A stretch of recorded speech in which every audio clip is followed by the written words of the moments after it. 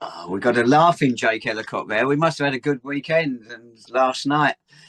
Warm welcome to a Podful of Saints on a beautiful sunny day. The frost is now gone out in the bandit lands of Bedfordshire. The 19th edition of Podful of Saints for the season with a chuckling Lee Wood over there. David, Jacob, I feel this is going to be a pod of two halves, fellas, I'm sure. Which is one half more than we've seen decent over the past few days. Right, we're kicking off last Saturday at Clarence Park, St Albans City versus Carshalton Athletic. The 44th game between the two clubs and the first to get a crowd of 1,000. Not that those people around me believe that figure was true, but, you know, it's disgraceful. Got to believe everything the club says. Right, what can you say? He's gone early. He's gone early. I can stop now. I'll leave it to you now. But those there, they did make a lot of noise, particularly late on, with good reason, because up until the 90th minute, we had not been impressive. I must admit, I didn't agree with Gary's assessment of the game. The first half, we played well. No, I didn't think we'd played well at all. And those around me didn't either, but they're old fuddy-duddies as well. But did it look better from behind the goal? I'll go to you two first on that one, actually. Oh, I agree with you, actually, generally, Dave. It's a rare thing. But I thought first half, we had plenty in the ball, didn't we? But we didn't really do a lot with it. We had the ball, we looked okay, but then we got into those final third areas and we sort of just ran out of ideas, didn't we? And as much as ball retention is important in football, if you can't actually do anything with it in the final third, it doesn't really mean much. And it wasn't a great display. And to be honest, it was terrible conditions, even though some people insisted on standing out in the rain, David. But I thought it was terrible conditions. Both sides struggled with it. And the Saints, first half at least, just really didn't get going. And I thought a half-time 0-0 was a pretty even and fair result. Yeah, you go along with that, Lee? Yeah, pretty much, mate. I thought that we lacked creativity. I thought that while we had the ball, it was very slow. And in order to break them down, we needed to speed things up a little bit. And you would have thought that the conditions would have helped that a little, the slickness of the pitch, etc. But again, I thought we struggled to really impose ourselves. And whilst they weren't great, I think we needed to show a bit more urgency. And we didn't quite do that in the first half, did we, boys? No. I thought actually, going into the game, two sides we played, Carshalton Athletic and Burgess Hill Town, both were on 23 points above us in the table. And I thought the way they played really was quite similar to each other. Carshalton early on, going forward, they were so quick. They caused us problems. Our defence is not as solid as it was a few weeks ago. There's no doubt about that. And Carshalton looked like exploiting it a bit. But it took them a long time to get a goal, was it? Midway through the second half. Because they simply weren't good enough. But we did enough to hold out against them. But going forward, as you both intimated, we just didn't look a threat at all. Having that ball, but doing nothing with it, it's one of the most frustrating things of the modern game. Lack of creativity. And if it had finished 0-0, I don't think anybody would have argued. It just didn't look like being anything other than that. Well-praised Carshalton at the end there. When we got our equaliser, when Harrison Smith equalised for that header, a long overdue first goal in the league for him. First one since True at the end of last season, but it's great to see him get off the mark in the league. And we'll come on to that a bit later. Carshalton got a free kick and they threw everybody forward. They didn't sit back and think, we're going to settle for this 1-1, let a goal in injury time. We're going to try and win it. So full credit to them for that. It didn't come off. It backfired. They lost. But yeah, it was two sides pretty much cancelled each other out.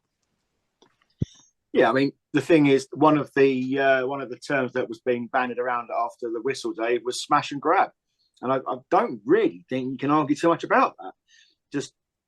I think the weather was a leveller in so many ways. I mean, it was poxy weather. That's what I'm going to call it. And, I mean, it was just a really bad game of football all round. Atrocious weather. But we're going to get these games, right, when we put enough balls into the box and we stick enough men up front. And it's the rub of the green, boys. We've been on the receiving end of those too many times. So it's just nice in that circumstance for us to sort of come away with what we thought was going to be a hard-fought point. In the end, turned out to be all three. don't know what you make of it, Jake. I was talking to somebody about this last night. I think we've had the rub of the green more often than not this season. We've got more points we possibly deserve from some of our performances. And it looked like last night it could happen again, but it didn't. If you go back a week to the Canvey Island game where we dominated, and I think it just shows. Don't put City down completely because it's not a good City side. There's no two ways about it. It's not a good one, but it can battle. We know that. But it shows how poor Canvey were. We then come up against two sides pretty much the same as us, and it was two far more difficult games, and we weren't able to dominate in the way that we had the previous week. Do you think any of that's fair? Yeah, I mean, I enjoy you saying you don't want to put City down and then say it's a really poor City team within the same breath. But there is that, and I do agree. I think so much of this is about expectations set at the start of the campaign, isn't it? You know, the expectations set that this team would be competing for promotion, be that either playoffs or automatically. And now we're coming up against these mid-table sides, and we know every game is going to be a battle in the Isthmian League, but we're not really asserting ourselves against these mid-table sides, and we haven't for a little while now. And it is well and good beating Canvey Island, but when you're coming up against Carshalton, you should be putting yourselves out there. But on the flip side, we only needed 5 good minutes and we won the game. So, it doesn't really matter. But yeah. And I think a lot of people come away that game certainly would have maybe not a defeat. I thought a defeat might have been a little bit harsh, but a point would have been fair. But I say this Saints team is not great, but also Gary McCann's only been in post, week and a half, 2 weeks? He's not had a lot of time, has he, to get this team playing to how he might want it to? Yeah, that's an interesting point. And somebody said last night, it's been a couple of weeks. Usually when the managers come in, you get a new signing or two by now. And they're starting, as you say, Jake, to stamp themselves on the team and the way you play. You go back to Ian Colbell's, it took ages for anybody to come in. And then it was just young loanees costing us nothing from Football League clubs. Would you have expected some movement by now, Lee? Maybe a bit too soon for me. I mean, these things do take a while to get over the line. Conversations, money, that all's got to sort of factor into it. I do expect some, Dave, if I'm honest, mate. You look at what's been dished up, and although Gary's prepared to give everyone a fair crack of the whip, you can't be happy with some of the performances of certainly the last sort of 2 games. And you'd like to think there's money there. And when he would have come in, he would have had assurances that there was money there to play with, or an option to get his own players back into the side as well. So let's hope so. I think it needs it. And at this stage, when we are struggling at both ends, I think it really does need an injection of some fresh eyes and ears. Yeah. I'd imagine that most of the players nowadays are probably on contracts, which makes it so much harder to change that squad quickly. You've got to do deals with the players and other clubs and whatnot. So if that is so, then his hands could be tied for a little bit. And then you look into the wonderful loan system. Yeah, and it's not McCann's squad. And also, was it fully Culverhouse's squad either? We've got the director of football. So is it a mixed match of a squad of players that are there at the minute? And again, in terms of letting some go, potentially trying to make space in that squad, it's going to be challenging because I think, and we'll probably come on to this against Burgess Hill, but I think there are certainly 1 or 2 areas in that squad that are obviously in need of support while we've got players. You reckon? Out. Yeah. While we've got players that are out injured. So there's certainly areas there. And I think Gary McCann, you'd think, would want to make some changes soon. Right, but Carshalton was stupid enough to take the lead against us. They know when they do that to us, so it's going to be their downfall. It's happened so many times in the past, hasn't it, Lee? And sure enough, Brian Ifini, I knew I shouldn't have gone for that name, put them one up midway through the second half. And on the 90th minute, a goal from somebody we all want to score. A glancing header, Harrison Smith, keeper had no chance of getting to it. He got booked in the end, Matt Kirby, because I think he's a bit peeved by that and the other goal. And you just think, great, that is what Harrison needed. He'd come off the bench, got that goal, and raw. It was fantastic. It was brilliant. It's exactly what he needed, wasn't it? I think it's funny. He came on so late as well. Turned to a supporter literally a couple of minutes before and said, another match about Harrison Smith. What the heck's going on there? while you're chasing it, and he comes on and gets that, and it was brilliant, wasn't it? Great finish, exactly what you need. But also, I think credit to, and for the second goal, the delivery of the ball in. There wasn't much quality during the game throughout the afternoon, but suddenly decent ball in onto a man on the run, flicked header, superb. The point you make there is valid in that, 86 minutes Smith came on and he was on the bench down at wherever it was, Canterbury, the week before. Does it suggest that Gary is not convinced that he's the answer? I don't think it's that. I think it's more a case of he's trying to he can't play everyone at the same time. I think he's just trying to ease him in. He's going to be made aware of Harrison's injuries. Maybe he wanted to look at other options first. But the thing is, credit to Harrison Smith. He's not fired on all cylinders, far from it. But he come on and he's done his job. Now let's see him kick on. He's helped us get 3 points. That is his role. And as Jake said, he took his goal fantastically well. That little bit of quality, absolutely superb. And you can see what it meant to him. It's just a case of, and Gary alluded to it in his post-match, he wants to be here. He wants to impact the club. And that's great. But the thing is, the injuries is a massive overshadowing feature about all of this.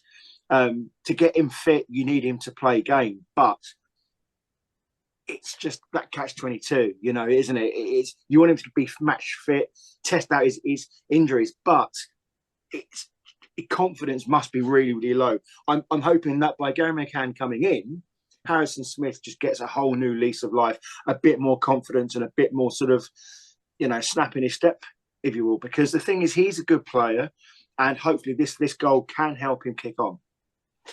Well, we're going to come on to that in the Burgess Hill game in a second. It's funny, on Saturday, Alex Ball did okay in the first half. Next 26 minutes of the second half when he was on, were not his best. I think he gave a free kick away for the goal. And it's almost like he spent most of that game playing himself out of the side. And Harrison had 10 minutes at the end with the added time to play himself into the side for Tuesday. And you thought he'd done it with that goal. It wasn't, as we will discuss in a minute.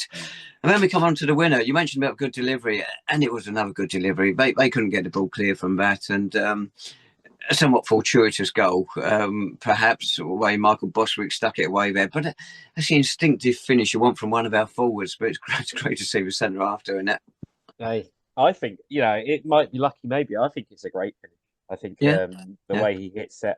It could have gone anywhere, to be fair, couldn't it? Yeah, it could have, yeah. I think we saw the response on social media and from supporters, etc. Brilliant finish. And the celebrations were superb, weren't they? And it's exactly what you want at Clarence Park at the end of a dreary grey day. To have that hit the top corner, sparking absolute scenes of pandemonium, I think that's fair to say. And it was just brilliant, wasn't it? Especially after such a terrible game of football. It was just brilliant. Beautiful stuff.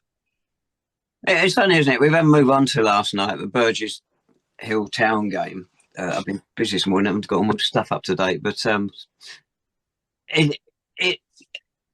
Burgess Hill, I mentioned earlier, very similar to Carshalton early on, with their speed, the way they got forward early on. Well, we started brightly. Things looked really positive for us for the first 5 minutes or so. It was that brief, I'm afraid. Sam Smart put one cross in. Sadly, that seems to be his rate per game at the moment, and he had a disaster after that, sadly. And we couldn't punish them. Then when they got that goal, every time they went forward, they looked like scoring. They were finding so much space, and it even happened deep into injury time with the winning goal. It was shocking. Our marking at the back was shocking. Defensively, we've totally disappeared from where we were 3 or 4 weeks ago, and Gary's going to have to look at how he does it, whether he goes back to 4 again and whatnot, but tighten that up, tighten the midfield up, because we're giving space to the sides in midfield as well.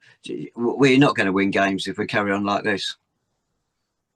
No, you're right. I think the shape didn't match the tactics, because you had Seri up front, and yes, okay, we had huff to puff the first 5 or 10 minutes tabs, but after that, the spaces in between, it smacked of Dulwich in the first half for me. just the gaps in between the banks of players. And you talk about, Smart not sort of firing there. The same could be said for Gautier. The same could be said for Banton. You could probably reel off half a dozen names of players really let themselves down last night. And when you put that collectively and then after we went 2-0 down, we started to panic a little bit and go a bit more direct. But then you haven't got the personnel on there. You're lumping balls into the box to Leo Seri, who, being a towering header of a ball, isn't really the top of his skill set. And I thought we lost our way in that first half a lot. We were crying out for, put the bloody strikers on, because if you are going to go that direct, and you could, then certainly it's crying out for Harrison Smith and Alex Wall, who've both scored goals, important goals under Gary McCann. And it just, I don't know, we lost our way. No one really grabbed the game. And as you say, to be honest with you, it could have been more, Dave. Burgess Hill could have had at least another 2 chances in the first half. And whilst we huffed and puffed, we committed men forward and left ourselves gaping wide holes in the middle of the park. And we've not learned at all. Last night was probably the worst, other than Dulwich, with the worst performance that I've seen so far this season. What about you, Jake? Lee mentioned the strikers there. You could certainly question Gary McCann's starting 11 yesterday, and I think you could actually criticise him and blame him for the defeat in some ways, because in the 2 previous league games, 3 strikers hadn't scored a league goal all season. Suddenly they popped up with 3 in 2 games. They're relegated to the bench. Jasper Mathers on the bench as well. Our 3 main strikers all on the bench at home. And so, of course, we struggled. And eventually they came on and Wall got a goal deep into added time. It made no sense. Could you see what he was doing with that lineup, Jake?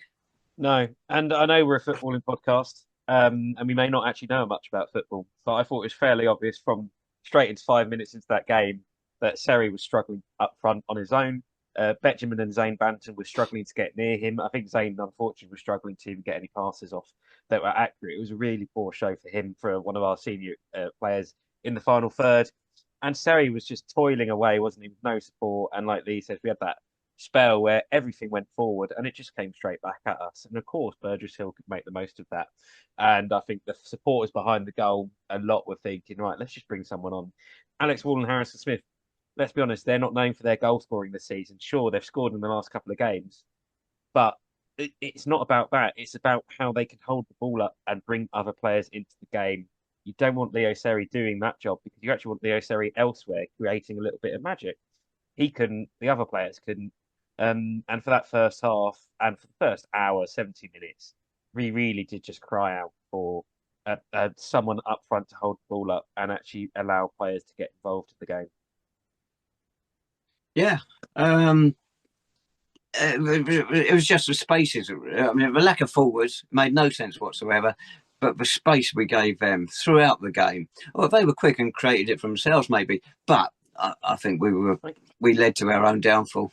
I think that's a concerning thing, isn't it? When you play less strikers, you think, right, where else on the pitch are those players actually going to be to then fill the gaps and pack the space? And I think when I saw that team, I thought, right, okay, we're going to pack the midfield and see what goes on here. That didn't work at all. The balance for the whole team was off. And as much as we've talked about the final third, the defence as well, players there not stepped up, really, really poor. And when it was 3-0 after 25 minutes, I think none of us could believe what is going on.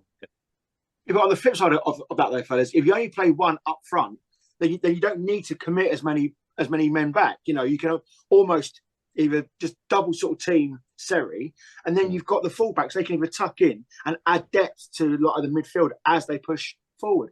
It's ridiculous, and I'm really shocked as in how that game panned out in the first half, because no one around us.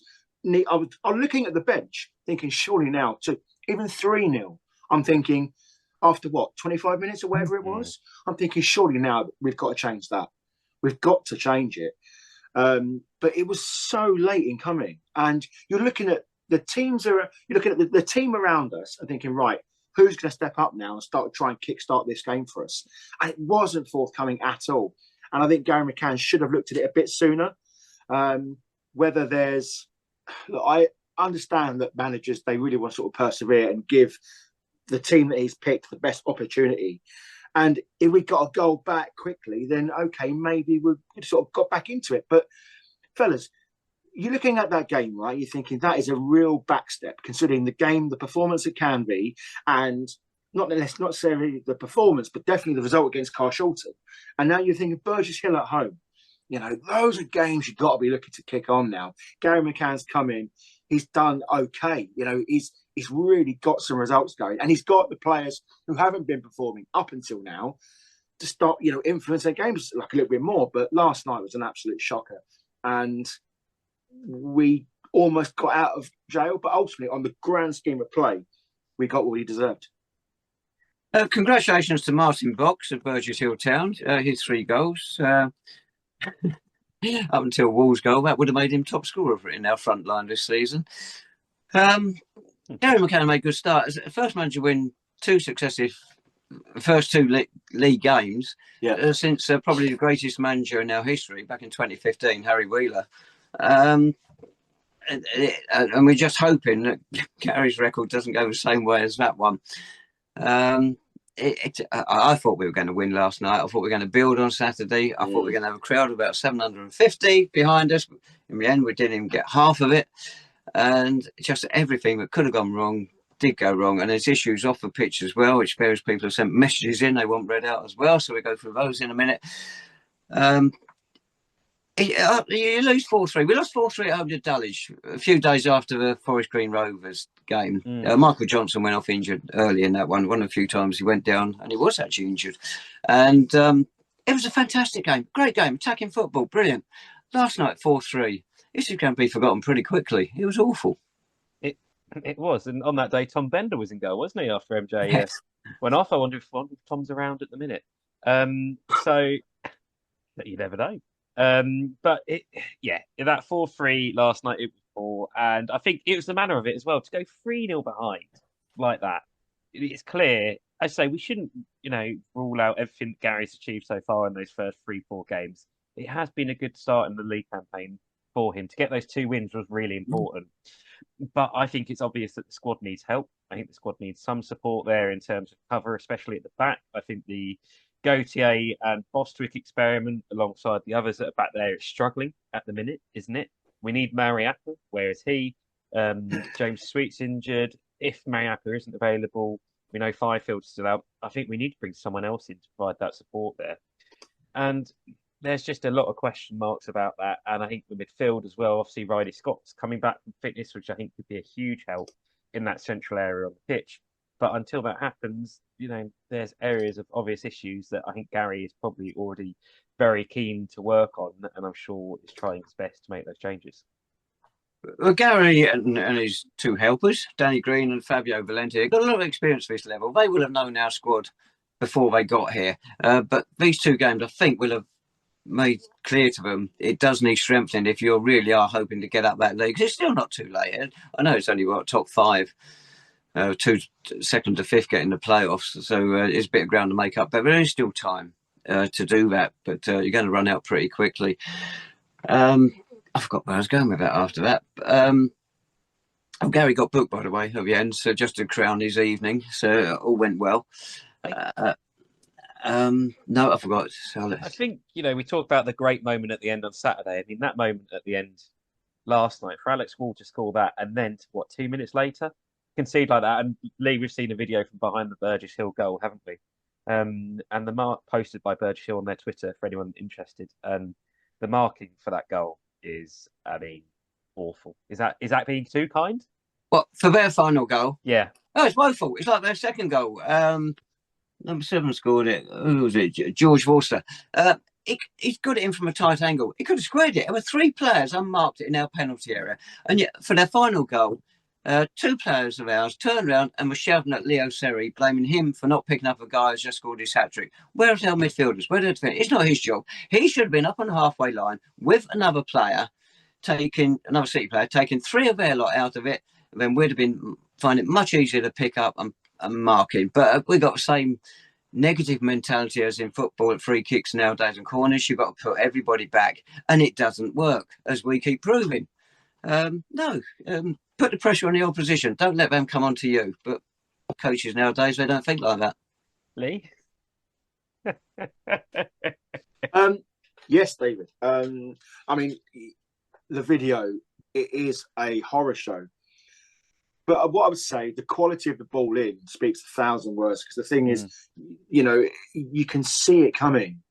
And he just unmarked. And to be fair, if it wasn't the fellow that did score, the bloke behind him could have easily have tapped it in as well. So I think we have to look at it. Jake, you're absolutely right. The Gautier experiment hasn't quite worked out now. Got a lot of time for the lad, but unfortunately, I think when you've had the likes of Mariappa, Dyer, Fifield and Bostwick all performing at a high level early on in this season, we need someone now who's equal to that to come in and really stop that defensive rot. How many do we let in Mariappa's game? Yeah, all right. League, yeah, okay, fair enough. Yeah, that's not quite comparable. Not quite the same, no, you're right. Canby Island. Oh dear. I think again before we move on, Alex Wall's impact upon coming on. We screamed for a striker, didn't we? He came on and he did have an impact. He scored a brilliant goal, and also Harrison Smith. His time on the pitch was so limited again. 88 minutes when chasing the game. So is it a fitness issue? Is there something there? We don't know, but I think those two again, and even when Wall, it took so long to get him ready and get him on the pitch. It just felt, I don't know what's going on there. So hopefully those are notes that are taken away going into what is a tricky couple of games coming up. You two cheer me up no end. You do it to yourself, mate. Don't blame us. I'm sure some will say, "Oh, it's only one game," but you know, if you were there last night and you saw a 3-0 down, it was the manner of the game that was really it was galling. Considering just how well we played against Canby, and as Dave said, the spirit and the character that we've shown to get back into the game against Carshalton. We almost got away with it again last night, but again, defensively, they let us down last night. I think we came off such a high on Saturday, didn't we? You know, 5 o'clock Saturday, brilliant, absolute scenes. And then to be 3-0 down inside 25 minutes, it was just like, wow, this is a real welcome back to reality, lads. Yeah. And sure, we got it back to 3-3, but doesn't mean anything if you then go and lose it 2 minutes later. Unfortunately, I haven't seen Gary's interview from last night today. I don't know if either of you two have, but I'd been fascinated to hear what he had to say about it. If he accepts, all right, maybe I did get it wrong, we should have done this or whatever, or where he thinks it did go wrong and what was right. It'd be fascinating to hear it. Yeah, I don't forget we are only 3 games in or 4 games in, you're including the Charity Cup. I think there's a bit of honeymoon period there still to be played with, but ultimately we are right in the mix now of the season, and we need to stop making it so hard for ourselves to get back into games. You know, we did it on Saturday against Carshalton. We did it again last night. I think I like to sort of think that he knows what he wants to address first. He would have done his due diligence on the club, and I think it's just a case of time, money, and support from sort of those above in order to get the squad where he needs to get it. You mentioned earlier, Lee, you looked across the bench for something to happen. Well, you would have had a clear view of that last night. There's only 375 people there, which we're going to discuss in a minute, I suspect. You look forward to Saturday now, and you wonder what changes he's going to make. Is he going to bring some forwards in? He's got to, hasn't he? When Chatham came to the park, drew 0-0, and that looked like the limits of their objectives, just to get a draw, go home with a clean sheet, start the season nicely against a relegated club. Bit different now. They're flying high, won the last 4. I don't think we can afford to try and sit back and take the sting out of the game. Probably not. No. I think you've got to bring in one of Wall or Smith. I think probably Wall. And then aside from that, I don't know. It's hard to know about what the options are in the squad. When you looked at the bench yesterday, it wasn't particularly strong. Could we see Perez Dura come back in, maybe someone, or will he actually risk Riley Scott? Has he got enough fitness now potentially to start on Saturday? Surely. Well, and Jasper as well. There's players on that bench that, but then I think it also comes back to the defensive area, doesn't it? Is there anyone that we can bring in unless we make a signing this week? But I think Wall in, and then maybe a change in midfield, and maybe a Jasper in. I think you've got to make changes. Anyway, nothing to worry about down there. Next Tuesday's interesting. Chance to complete our first double of the season. Potters Bar Town at the park. They're in fine run of consistency. 6 straight defeats, 9 in 10. Surely. It's a gimme, isn't it? It's a gimme. No, Dave, don't say that. I mean, they've appointed Sammy Moore, haven't they, as manager, who we've come up against before. Yeah. They're well adrift, but would you rule us out? We'll rule them out of Tuesday night. Saturday night's local derby, and it should be a decent crowd. And it should be a decent nowadays. Well, no comment. And there should be a decent atmosphere, shouldn't there? So it's certainly, I think it's a tough one. And I think if we approach that with the same approach that we had for Burgess Hill last night, we really find ourselves behind. And I know we did win at Potters Bar, but there were still some hairy moments there, didn't we? That we had that we rushed into the lead for a rare occasion this season, and then sat off. I think something similar could certainly cause us trouble again on Tuesday night. Yeah. Didn't he win the Sammy Moore? Didn't he win the trophy with Concord? Oh no, that's what's his face? Scopes, wasn't it? Danny Scopes. Yeah. Well, it's almost right. Bloke with 2 names. Right. We shan't dwell too much on what's coming up in the future. We'll dwell on last night again. 375 we mentioned. The lowest gate since not that long ago, actually. If I had my page still open, I'll be able to tell you. No, it's gone somewhere. It was 2018-19 season, wasn't it, Jacob? When I looked up earlier, the game against Western-super-Mare when Solomon Sambu got the greatest goal you will ever see. We might even stick it on here just for a bit of fun. 375. Nobody saw that coming. We thought 1,000 Saturday was possibly generous, but that was incredibly low last night. It was, and it felt it, didn't it, Lee? I think it's fair to say. It felt rattling quiet around in there, mate, weren't we? Yeah, we were rattling around.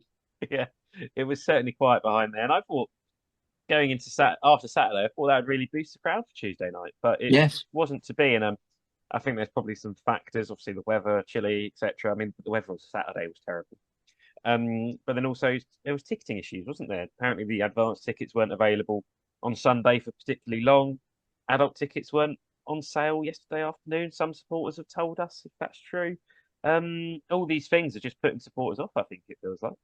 It's happening again and again with these tickets. The club just hasn't got a grip on what's going on. It's happening far too often for it to be a glitch. Someone or something is just not working properly, and the club should have put it right by now. And also turnstiles. If you're not there on kick-off, you're not going to get in. Yeah, Go on, Lee.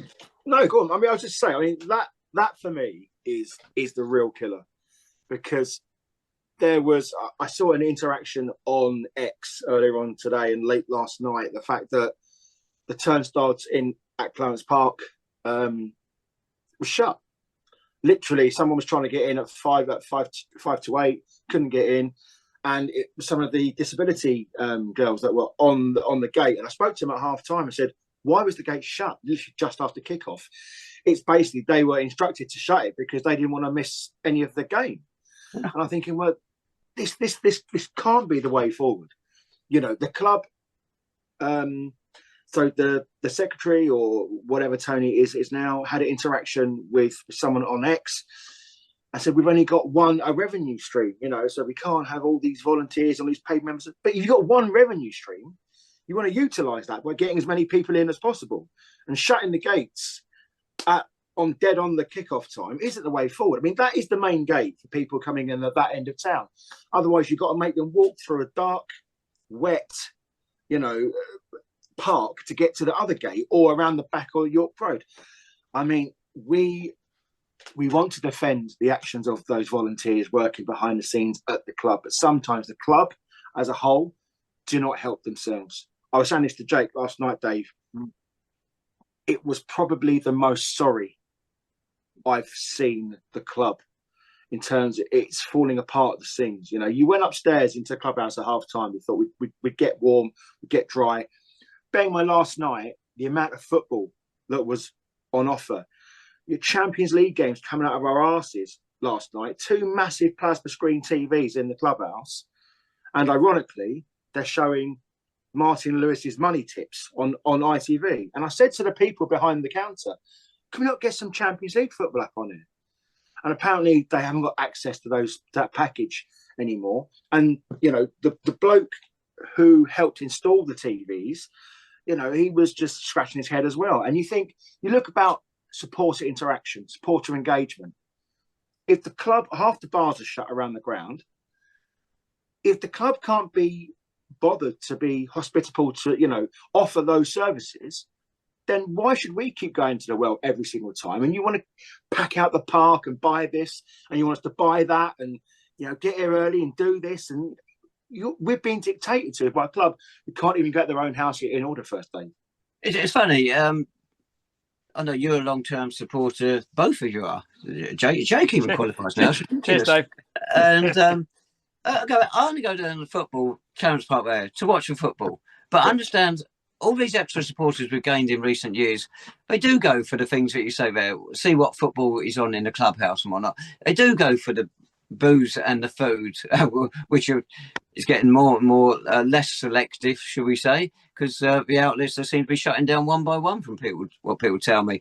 So the supporters they're trying to attract, they're now shutting down the things that attracted them.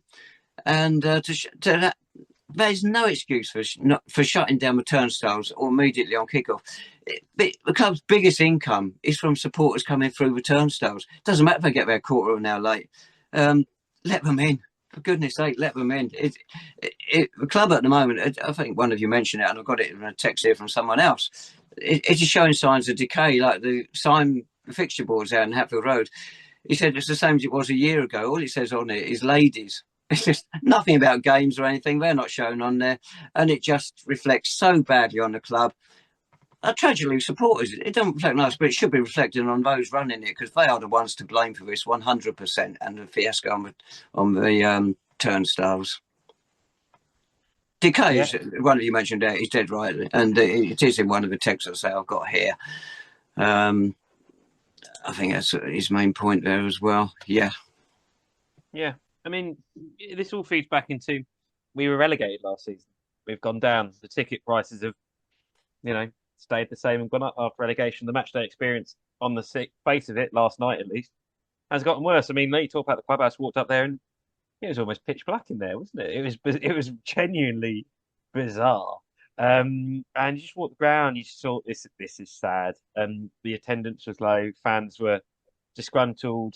And it was just a disappointing atmosphere, and it's just such a shame.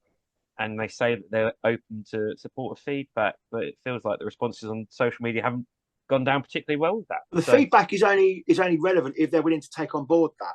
The amount of feedback that I've had from supporters at the start of the summer about the whole ticketing thing, they didn't listen to one single person. So what's the point in supporters giving feedback if it's just going to fall on deaf ears? Yet again, we were talking about, you know, forgive me, there were two younger people working behind the bar on their phones, more interested about being on their phones than serving anyone. It's about that supporter interaction. Look, people might say we are nitpicking after a very bad result. The result was aside. I've seen us lose more games of football than you possibly imagine. However, even when we have lost, I've always been willing to go for a beer in the clubhouse or, you know, buy whatever, you know what I mean? And it's not, the experience now is overshadowing the football, because the thing is, you're walking around the ground, even the most enthusiastic of volunteers tabs, you know, they're looking somber, they're looking, you know, really demotivated. The fact of the matter is, the club are crying out for volunteers. Well, that might be, but maybe if the club hadn't pissed so many people off in the summer, you might have got a bigger influx of people willing to help out this time around. Well, you're right. I stood next to Duncan last night. Good God. Oh, dear. He doesn't watch this, does he? We'll be all right. But it's similar things there about the outlet shutting down or not being open, from my more generous way of saying it. What's the future of Chicken George? Someone sent me one here not long ago. They've got an outlet opening in the Maltings, isn't it? In January, with gates of 300 down the park. Is he going to want to keep sending staff down there when he can get you'd have thought a better turnover in the town? I think that's a whole different element, isn't it? Because the thing is that is an outside vendor, and although that is one of the massive draws that the club really do push on their social media matchday feed, I'd be more inclined to be concerned about those things we can affect within the ground. You know, the volunteers, the bars being open, just the. I mean, we looked at the main stand, didn't we, Jake, as we was walking towards the second half, just empty. You know, really empty. Everyone just looks. I mean, admittedly, we were losing the game quite heavily at that time. But you look at it now and you're thinking, I mean, everyone's still in the boardroom enjoying their free beers and all that in their like in their bench sort of coats, and it's just you look at it thinking, what we become now? What do people want us to be? And I think it's a real sorry state of affairs when you've got nearly less than 400 people come to watch a league game at Clarence Park. It's almost as though we've gone backwards in terms of what we're doing off the field. You can do as many razzmatazz social media posts as you like. We haven't got the plain basics right to basically fuel the match day experience for that, in which we're trying to promote. There's not a lot of point. There's one here from a supporter. He said, we've heard rumblings of financial issues in the past, but you get that with every club, such as us wanting to charge again for the rearranged Hemel game or trying to sell squares on the pitch as sponsorship. He said, should I be worried by the attendance last night? Well, I think yes. If it carries on like that, basically yes. But it came out of the blue and it was totally unexpected. It was, and I think it was just it's a crying shame for where the club is at the minute. It is a worry. I think that the Lee hinted at earlier, the Tony sort of tweeted support saying, our income revenue streams is one. Of course, there is others. There is sponsorship. There is other sides of it as well to come in. But the club needs to focus on that and look after it and prioritise it. And sort of last night, it just didn't feel like that. And if that income stream of 375 people is going to start occurring more and more, if we are struggling, not struggling in the Isthmian League, but if we're mid-table, not competing for playoffs, these things are going to happen. Of course, next Tuesday, hopefully, I think Potts Bar will be a much improved attendance, hopefully, with a bigger crowd. But then going after that, as the season drags on, if we're struggling to make much inroads into the top half, it could continue, couldn't it? And it could quickly turn very, very bad. It's unfortunate for Gary. He's caught in the middle of this. It's nothing to do with him, really. But it might help if he stuck a strike or two on the pitch. I don't know. I'm not an expert on these things. Dear me. But that's the thing. But we won on Saturday. We won on Saturday in a brilliant fashion and a brilliant moment. And then I think for this to come back literally, 3 days later, I think will be a real concern to the club. Yeah, it's true. When things go wrong on the pitch, everything off the pitch comes under greater scrutiny. But the trouble is, there is just so much wrong at the moment. You can go on a Twitter thing, you can go all a media thing, which is substandard. From the team sheets, which are a joke, just not legible. Everything is just basic, and we're not getting the basics right. I think what you've got to look at, fellas, right, is that we are a sounding board for quite a lot of the fans. So fans email in and they text us and message us, say, can you please, mention this? Can you? And the thing is, right, and it does allude to us sort of going down. The relegation last year, it hit us. And you can address that in many, many ways. But it's the things that we're complaining about at the minute, they're a quick fix. They're a quick fix. If you just build the bridges with the supporters and, you get people in to run the turnstiles, don't shut the turnstiles, maybe don't have the gate open for when you are anticipating smaller crowds, don't have the gate open in the actual park itself. Just have Clarence Park and the Pavilion and then York Road. Let's utilise whatever we've got. It's the small things. And Dave, look, we don't want to be sitting there and humping on the club when they're down. I agree with Jake. I think that next Tuesday is going to be a good crowd, but crowds on the whole have been down this season. Supporters are beginning to vote with their feet and have done all season. And I think last night should have been, and hopefully will be, a real eye-opener for those making the decisions high up in the club.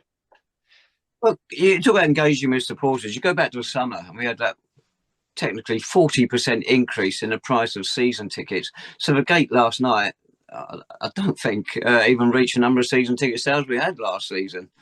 That's a club inflicting damage on itself and cheesing off supporters in the same go. They were warned, Dave. They were warned. Everyone told them. They had countless emails from hundreds of supporters telling them the exact same thing. I am not going to come and support this club anymore. And I think last night, not exclusively down to those, but it was a massive contributing factor. And ultimately, you've got to look about what's being served up as well, right? With the greatest will in the world, it is an inferior product to what was on offer last year in terms of us and the opposition, right? So the fact of the matter is the away fans aren't going to be travelling in the numbers they were this time last year because they haven't got that fan base. Okay, you get one or two clubs that do command that. But ultimately, it just alludes to just a lack of understanding and appreciation of supporters. And yet we're the ones that keep getting blocked on social media. We're the ones that keep getting asked to put our hand in our pockets. We're the ones that they want us to buy this and buy that. It's always us. It's always us. And it's about give and take. In a minute, there's a lot more take from the club than there is give. Just a quick thing on that. You talk about the product and the football. I don't know what you make of it, Jake, but to me, the football, the quality is poor. The standard is definitely lower than last season. The Isthmian League, it's not a strong league this season. From what we've seen, from the clubs we've played, those at the top, and the ones we're meeting now, it's poor. And our side goes along with it, unfortunately. But the games, in a way, because players are so poor, are making it more open. It's more actually better on the eye to watch than the sterile stuff that you get in the conference itself, where it just across the line. Hello, goalkeeper, back to you. We still do a bit of that. Other teams still do it, but not to the excess that we had to suffer it last season. And so that makes the games slightly more enjoyable because it's a bit more open, a bit more happening, but it's not through improved quality, sadly. No, not necessarily. And as I say, I think, on the pitch as well, we're already on our second manager of the season. Of course, that's not through the club's fault per se. The first manager left, but this talked about looking at some of the articles back in the summer, talk about a season of building towards, a successful return to National League South. Just doesn't look like that at the minute. And football is a results business. We talk about all this off the field nonsense, but we do talk about the on the field, don't we? That is an important part of St Albans City Football Club. And the football and the results are extremely important. And if they're not always there, and they have been lately, but they're not always there, combined with cold weather, ticket pricing, difficulties in buying tickets, etc., then that's going to put people can't get into the ground. Yeah, can't get into the ground. And if we were, say, second or third in the division, then that crowd wouldn't have been 375 last night, would it? That's I think that's a pure fact there. But this is where we are. A supporter, a friend texted me last night. Not a Saints supporter. Luckily, he hasn't been afflicted like us. And he said to me, "How's the season going?" I replied saying, "Well, 6 points off the bottom four, 8 points off the top five. Some might say perfectly placed." So that's the reality, isn't it? And when supporters and the casual fans, which we've got a lot of now, and that's not a problem. The improvements to our supporter base has been superb, and all of us have welcomed to it. And the hard work that people in the club did to do that, casual supporters will look at the league table and think, "Nah, I don't want to deal with that." Look at it last night, going, "It's a bit chilly. Ticket prices, or I could only buy my ticket on Sunday night. Now it's Monday morning." It's going to pick people off, isn't it? Sorry, Lee. No, but also I think there are factors, right? So Luton were at home last night, Watford were at home last night, and a lot of those sort of floating fans, they do come up from those clubs, and that would have contributed to the low attendance. But again, you would have expected more at a home game in Clarence Park, especially when it wasn't as bad as weather as it was on Saturday. Yeah. So I think there's lots to address. There's lots to really pick at. But ultimately, you're looking at how do we fix it. You should also be looking at whose fault it was in the first place. And the club need to look at themselves because, unfortunately, this is all they're doing. But they're the only ones that can really address it now. Yeah. And sorry, Dave, to say, and feedback from supporters is fair and genuine. You shouldn't just dismiss it. Massively. I was going to say, Hemel were at home last night as well, and that 420, that probably impacted on us. Thank you, Lee. Right, okay. I think we've got our gripes done. Looking at the predictions, none of us went for a 4-3 last night. What's up with us? We know nothing about the game. Somebody got it right Saturday. No need to go into that. Chatham away on Saturday. It's not going to be 0-0 this time. I'm pretty certain of that. No, it's going to be 2-0 in that order, tragically. Defeat. Ooh.